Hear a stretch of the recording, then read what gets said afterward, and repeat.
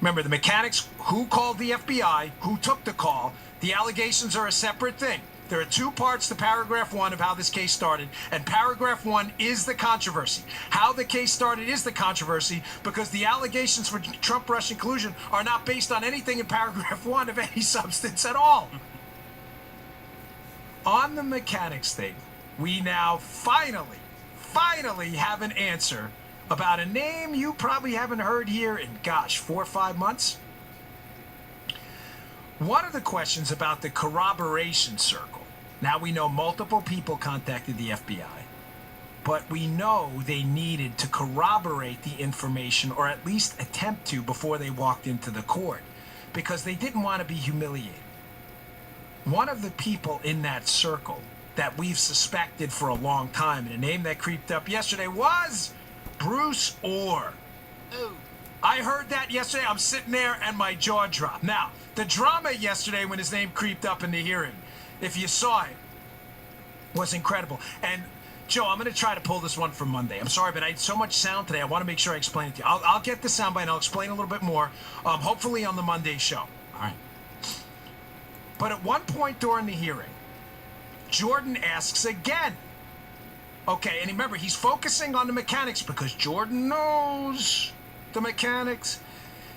He says, listen, who gave it to you? And he says at one point, did you have any contact with Bruce Orr? Who is Bruce Orr, so you know? Because the drama will make sense. Bruce Orr is a high-ranking official at the Department of Justice. This guy he's the man. Orr is intimately involved in the Department of Justice with a number of high-level matters.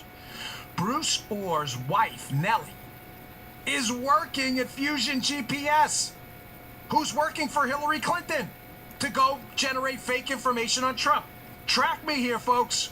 Hillary Clinton hires Fusion GPS. Go get us bad information on Trump. Fusion GPS goes and hires the wife of a DOJ official, Nellie Orr, whose husband Bruce works in the DOJ. Now we find out, Chuck Grassley memorandum, by the way, has exposed this, that Orr met with the FBI up to 12 times. Wait, what? So, pathway number 2, the Glenn Simpson Fusion GPS pathway, had a, air quotes here, independent corroboration track through the Orrs who were potentially feeding information to the FBI. But again, it's the same information coming in. Oh no, Joe, it's all good because now it's coming from the DOJ and Bruce Orr. It's not coming from Bruce Orr. It's coming from Fusion GPS and Simpson and Steele. It's the same stuff.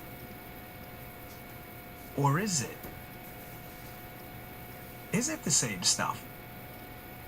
Ladies and gentlemen, even worse. What if it's not? What if it's not the same stuff, Joe, but it's the same source? In other words, it all goes back to Glenn Simpson, Fusion GPS, and Christopher Steele, a company hired to generate information, negative information by Hillary Clinton about Donald Trump. This is all sourced back to them, but what if the information that went through Simpson to his meetings with, he denies meeting with the FBI, by the way. But that's not what the emails say. Strzok's email said they got information from Simpson. So someone's lying. What if the information from McCain and the information from David Corn is kind of a head fake and the real dirt passed through the back channel? Oh, that's a conspiracy theory. Is it? Because we now have FBI documented 302s according to the Grassley letter. In other words, summaries of interviews, 12 of them, that the FBI did with Bruce Orr, whose wife was working at Fusion GPS, who was working for Hillary Clinton. Hey, fellas, I got a really bad series of memos. This stuff, here's the virus, X-Files, David Duchovny talk. I got a way to get this to the Bureau. Here's the thing. We can't send this through official channels because the information's so stupid that people who have, 2 functioning brain cells will figure out how politically motivated and ridiculous it is. So I got an idea. Let's bring on this guy's wife. Nellie, she has contacts with Bruce and DOJ. If we have her give it to Bruce, Bruce can then give the information to the FBI, and it gives it an air of authenticity. Oh, brilliant! Brilliant! Guinness guy. Maybe that's where the Mars invasion conspiracy theory against Trump information came from.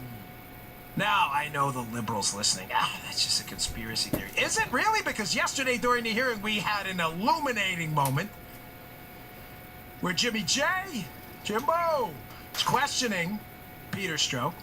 He asks him specifically, did Bruce Orr pass any materials to the FBI? Incredible moment because Strzok looks puzzled for a moment and doesn't want to answer the question. Jim asks him multiple times during the day. And at one point, I guess the FBI, who is unquestionably watching the hearing on C-SPAN or Fox or whatever they were doing, just like I was, he turns around and one of the lawyers hands him either a piece of paper or lets him see a phone message. I couldn't see exactly what they were doing. But he comes back to the mic, Strzok, and Strzok says, I am now authorized by the FBI to answer that question. Jordan, by the way, Joe, I know we don't have a ditto cam. We may soon. Jordan's like this. He rolls back in a chair like what? What do you mean they're letting you answer the question? I think Jordan was astonished because we're so used to getting. Now, again, when I don't know, and I want to be candid with you. I don't know why the FBI, in the middle of the testimony, texted or emailed the lawyer at the thing and said, hey, just let him say it. I don't know. My guess is because, and I'm guessing here, Jordan already knows, and they were afraid that Jordan was going to keep going with it and basically tell the story without Strzok even answering the question. You get what I'm saying? Mm-hmm, yeah. I think at this point they figured we better take a bath on this now before this gets ugly. Gotcha. Yep. Strzok comes back to I can answer the question. Jordan's astonished. He says, Jordan says, asks him again. He says, did Bruce Orr hand you materials at the FBI? And Strzok says, yes, he did. Folks, I almost fell off the chair. Because now I even tweeted, I go, and there it is, folks. The information superhighway, as we discussed from episode 628 to like 640. The information superhighway. Where and how did information get train tracked, planed, or automobiled into the FBI, circumventing official channels? Now we have confirmation. It's Korn, it's McCain's team, it's Fusion GPS, and it is in fact the Orrs, who I am quoting for all you leftist nonsense idiots out there. I'm sorry, but you're dope sometimes who deny this. It is now on the record and under oath that yes, materials were in fact passed from Bruce Orr to the FBI, whose wife was working for the company, working for Hillary Clinton. Bombshell, tier 1 level neutron bomb. Okay. One last thing. I'm going to go over a little bit today, but this is important. Piece in the Daily Caller at the show notes. I've got some great ones today on this. I picked out the best of the best. I've got some really good articles there today. Chuck Ross, Daily Caller, hat tip again, has been knocking it out of the park. Wrote a little write-up about Louis Gohmert. My only regret about Gohmert questioning Strzok's lack of integrity. I applaud him for doing so, by the way. But my only regret is Gohmert said something before that, Joe. You didn't even know this, did you? That was even more explosive. And it got lost in the back and forth over Strzok's infidelity. Gohmert's talking to Strzok and reveals information we had not heard publicly before. Gohmert says, Agent Strzok, he starts questioning him about the ICIG. Who's the ICIG? The Intelligence Community Inspector General. Basically, the internal affairs for the intelligence community.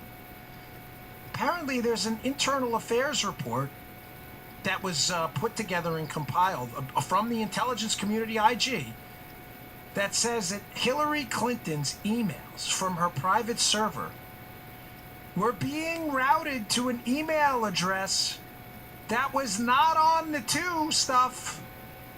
In other words, ladies and gentlemen, someone inserted some renegade program into Hillary Clinton's server to divert her email traffic to a foreign country. Oh, as I back away from the mic to not rip your eardrums out. Really? What? Now, if you listened to the show 2 years ago, Joe and I had a source that was unimpeachable that told us Hillary's server been hacked. But let's assume you just started listening recently and this is new news to you, which to you regular listeners, it's not. Now we have confirmation from Gomer. Read this Daily Caller story to blow your mind. We now have confirmation that there was some kind of renegade program inserted into Hillary's system that routed her emails to a foreign country. Now, I've got, I can't even, forgive me because I can't hint to, it would be disingenuous, but I've got some good people on this. Folks, this is bad. Now, to be clear from what I'm hearing now is it's not Russia. Gomer actually said that in the meeting. And it is not a Middle Eastern country. That's what I'm hearing, from what we know. Now, what that country is apparently is going to be, and the organization involved with it is going to be tier 1.5 hydrogen bomb level stuff. Mm-hmm. Do you understand what this means? Our Secretary of State set up a personal bathroom in her house server operation, which was infiltrated by a foreign actor. That foreign actor who then routed her emails over to them so they could basically read all of her traffic. Wow, nothing to see there, folks. Don't you worry one bit.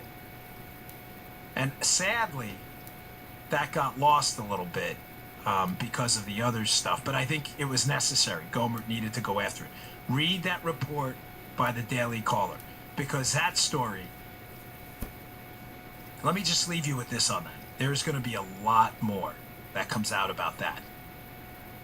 And they are going to have nowhere to hide. Now, folks, one last thing. I was hosting for Mark the other night, and people called in, a couple callers. I know you listen to my show, too, so you may actually be listening now. And said, is there ever going to be justice here? I think so. I'm not sure, but I think so. And the reason I think so is I'm going to include in the show notes today, because there's one more talking point I have to get rid of. Liberals repeatedly yesterday, and even some Republicans who have not done their homework at that hearing, keep insisting that if the line of defense now for Peter Strzok, folks, let me tee this up for you, is going to be, Joe, well, if Strzok had bias, he would have leaked, or the FBI would have leaked the existence of the Trump investigation before the campaign, like they spoke about the Hillary campaign investigation, or Hillary's email investigation. They would have done damage. Are we clear on this? I'm just going to repeat this one more time. The line of defense now for Strzok, because the Democrats realize with this Bruce Orr information, the information superhighway, and the paragraph 1 mechanics and allegations, that they're in a world of trouble. Because they realize now that at 30,000 feet, they investigated the Trump team with the full weaponization of the United States government, despite a single scintilla of credible evidence that the Trump team did anything wrong. They know they're in trouble. To defend Strzok, they're going to say, because they did it yesterday, and some Republicans, for some reason, they don't know this. They're going to say, well, if he really wanted to hurt the Trump team, like you're saying he does, he would have leaked that investigation before the election and hurt Trump's electoral chances. And that's not what they did. They leaked the investigation into Hillary through the press conference July 5th by Jim Comey. Folks, they did leak the investigation. I want you to pull up on your computer, your iPhone, your iPad, or whatever it is in the show notes today. I think it's the second article down. A New York Times piece dated October 31st, 2016. Not 17, not 18, not 2024, not 1986. October 31st, it is a genuine link from the New York Times about the existence of the Trump investigation. Oh! Not only was it leaked, it was leaked right before the early November election to do maximum damage against the Trump team. Why Republicans don't know this and don't bring this up every time that stupid allegation, oh, you didn't leak anything, it's a Trump team. Put it on your phone and nicely pull it up to your liberal friends and go, it wasn't leaked? What is that? What is it? You know what? Here, let me read this to you. Hold on. Before we go, I just want to read you the headline in case you missed this, okay? Sorry.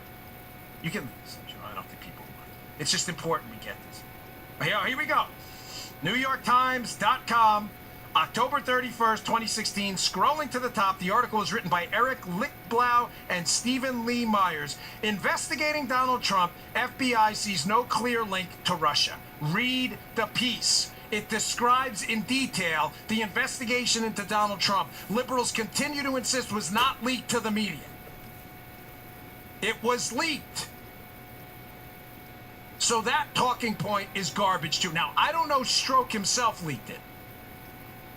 But there's absolutely zero question that the existence of the Trump investigation was leaked. That is factually a garbage talking point.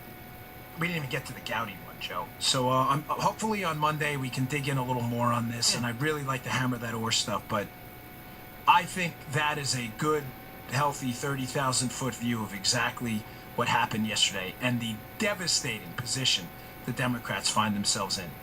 The paragraph 1 mechanics were unofficial, were awful, were off the books, and were kept hidden because they didn't want to vet the information. And the paragraph 1 allegations are now turning out to be all BS, meaning our government was weaponized in a grotesque political attack. All right, folks, thanks for tuning in. Please subscribe to my podcast. I'm humbly asking you to do that. It helps us move up the charts. That's how people find us. Subscribe on iTunes, Spotify.